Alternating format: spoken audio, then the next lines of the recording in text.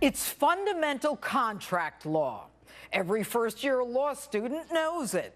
Something must be given for something in return. It's called consideration. Example, you have a house for sale. I give you money, you give me the house. Apparently, President Obama was playing golf when they taught that class in law school. Hello and welcome to Justice. I'm Judge Jeanine Pirro. Thanks for being with us tonight. Do you remember right after he was elected, President Obama ran to Cairo to give his first foreign policy speech where he proclaimed that he wanted to seek common ground with the Muslim world, that his was a new presidency, and that he was no George Bush. There must be a sustained effort to listen to each other, to learn from each other, to respect one another, and to seek common ground. As the Holy Quran tells us, be conscious of God and speak always the truth.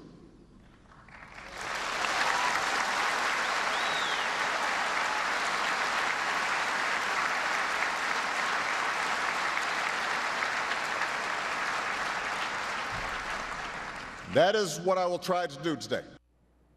Mr. President, with all due respect, I have news for you. George Bush was more popular in the Arab world than you are right now. The truth? Your indecisive, unclear, and feckless foreign policy has literally run our relationship with that region into the ground. And here's the rub. You've been giving billions of our dollars to countries who not only give us nothing in return, but who literally hate our guts. Remember these scenes from last year and that Arab Spring where you predicted good things were happening in the Arab world? The dawn of democracy is coming?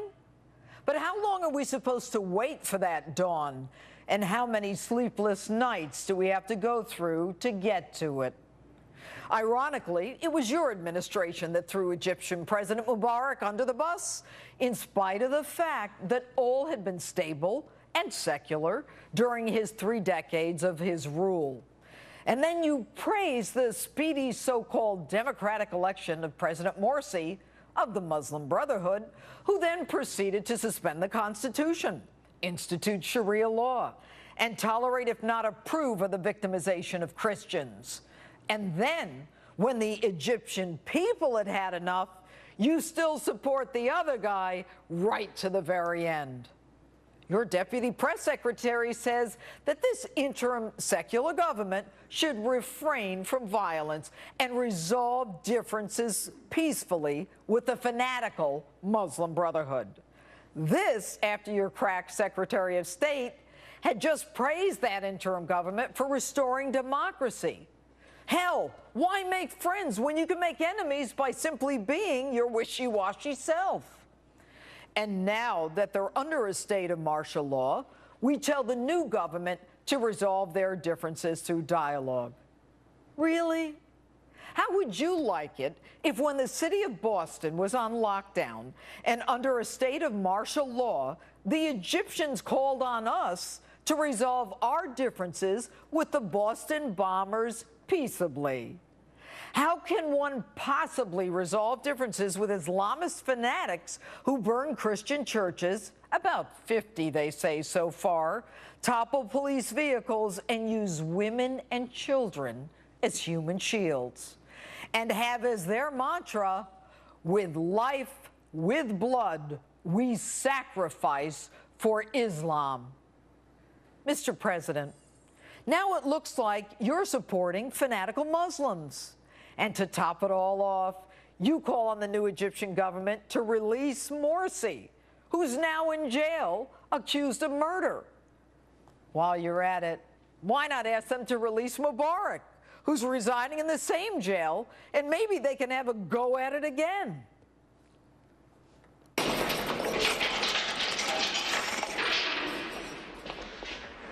That's right, we bad. That's right. We don't want no either. That's right. Darn right. We don't want no Now, I don't want to take sides here, but it seems to me mistake number one was sacrificing Mubarak, our ally, the one who gave us access to the Suez and overflight capabilities in return for the billions we sent him. And by the way, why do we even feel the need to make the world safe for democracy? Who the hell put us in charge? Aren't enough Americans suffering, out of work, losing their homes, without having to lose their sons and daughters too? What are we even doing in Iraq and Afghanistan? Why are we spilling the blood of young American men and women in a part of the world where they burn us in effigy? Why are we bringing Americans home in coffins? For what? We want to bring democracy to parts of the world who hate us, who despise us, who want to kill us, people whose life mission is to murder as many innocent Americans as possible. Who are we to tell them what to do? Why do we keep getting into these messes? And Mr. President, you're no help. I say what I mean, and I mean what I say. No one believes you or your administration, whether it's talking about that despicable video from Benghazi, or we don't spy on Americans, or the IRS doesn't target political enemies. No one respects us. No one fears us. You even get bitch slapped by Russian President Putin after begging him for 5 weeks to return NSA leaker Edward Snowden. What's that, you say? We don't understand? It's all about oil? That's a bunch of hogwash. I have an idea. How about we, the United States of America, develop our own energy source? America is fully capable of doing just that. You should have approved the Keystone Pipeline. You shouldn't waste our money on your political bunglers' harebrained solar energy nonsense, also known as Solyndra, to the tune of $500 million of our dollars. You should develop the technology that allows us to drill for oil and the fracking that we need to be energy sufficient. But I'm sure you're probably too busy honing your golf game and going to those highfalutin cocktail parties right now. Reports are that you're determined not to allow the chaos and complete constitutional crisis in the most populous country in the Middle East, our one-time ally, until you showed up to interfere with your vacation. But then again, that's no surprise. During the Benghazi attack, you went to bed. You never even asked how things were going there. And then you fire up Air Force One to fly to a Vegas fundraiser for yourself. And during the bin Laden raid, when you weren't being photographed in the Situation Room, you were in a different part of the White House, playing cards. And during the Libyan crisis and the Japan earthquake in 2011, you were filling out your NCAA March Madness bracket. And in 2010, you were golfing during the BP oil spill. Wow, you must be a scratch golfer by now. Maybe Tiger gave you a few tips when you last played with him. But it's your willingness to send our money to those who do nothing but hate us that has the whole world laughing at us. And it's not just in the Arab countries.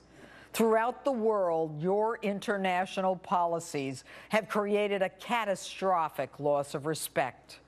In Europe, in Russia, in China, in Japan, and Mexico, not to mention the Muslim countries.